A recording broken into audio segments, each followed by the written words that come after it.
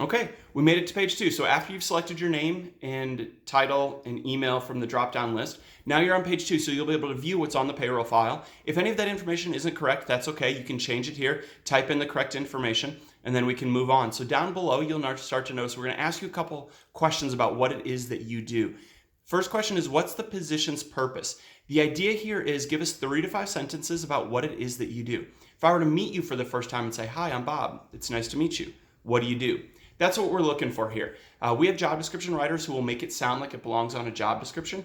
You just give us the content. Give us the ideas of why does this position exist? What's the high level elevator pitch for this position?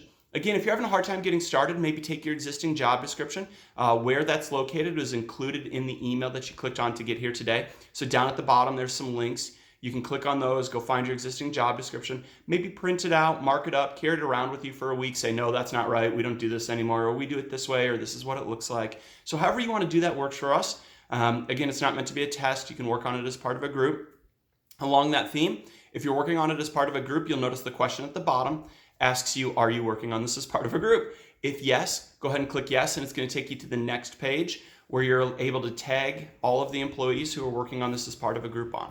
Okay, and on the next page after this, you're going to use that save and continue later button. So you're almost to a stopping point where if you want to use the save and continue later button, you can come back to this. But keep going, get to that point. And at any point, you can also use the next and back buttons down at the bottom of your screen to move around through the survey. So if you want to come back to this answer later, if you want to maybe look at some of the other questions, then come back to this, that works as well. So again, however you want to do this works for us. We're just trying to learn from you what it is that this position does so that we can answer those 3 questions.